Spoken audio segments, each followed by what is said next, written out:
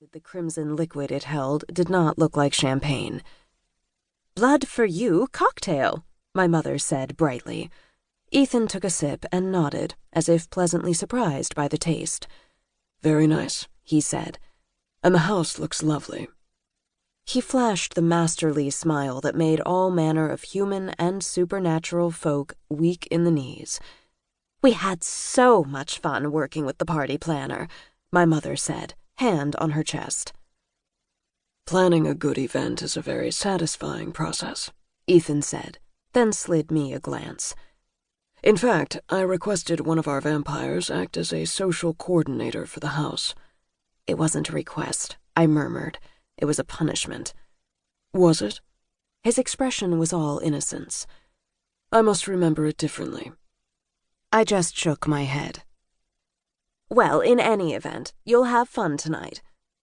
That remained to be seen, but I'd give it my best shot.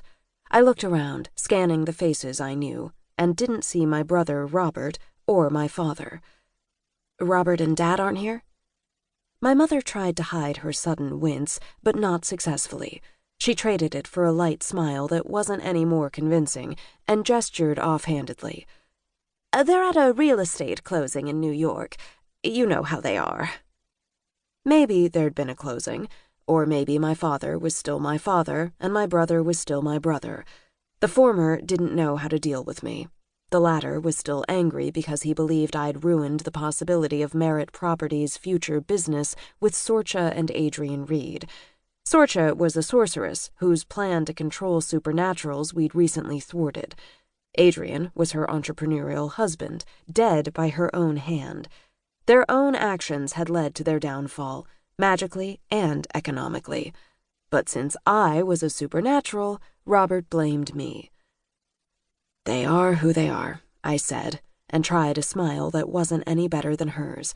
But I fixed it into place, because this night was about Ethan and love and celebration. It wasn't about my brother's petty and misguided tantrum. When Ethan picked that moment to put a hand at my back, to remind me that he was beside me, whatever other drama came our way, I felt better. We were who we were. My mother slipped an arm into Ethan's. "I have so many people to introduce you to. They're dying to meet you, if you'll excuse the pun." "It's one of my favorite puns," Ethan said with a smile. "I look forward to meeting more of Merritt's family. They always have such interesting stories to tell." I could feel the blood drain from my face. Maybe the couple's shower hadn't been such a good idea after all. "Let's stick to recent history, please." But Ethan just smiled. "I know all the recent history," he said. "It's the rest I'm interested in." "We'll be back," my mother said lightly, then whisked him into the arms of her chattering friends. I wasn't alone for long. "Merritt!" I looked back, found my blue-haired best friend, classically pretty, pale and petite, moving through the crowd. Mallory Bell was escorted by her husband, Catcher. He was taller and buff, with pale skin and close-cropped hair that set off intense green eyes. "Happy wedding shower," she said, squeezing me in a hug. "The place looks great, for a concrete box." "That sums it up pretty well," I said. She snagged a flute of pretty pink juice from a waiter with a silver tray. "These are mango and dragon fruit. You should try one." I held up my blood cocktail, grinned at her. "I'll try yours if you try mine."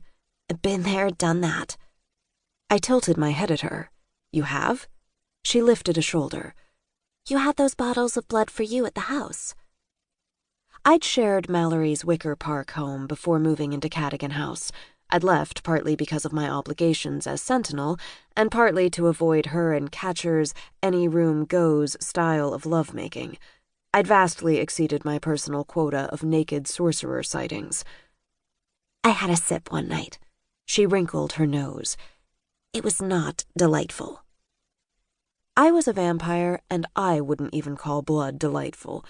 But as much as Blood for You's marketing team tried to pretend otherwise, it wasn't about the taste. It was about the need, the comfort, the satisfaction. However unsavory the practice might have been to humans, blood filled a vampire's belly like nothing else did. To each her own.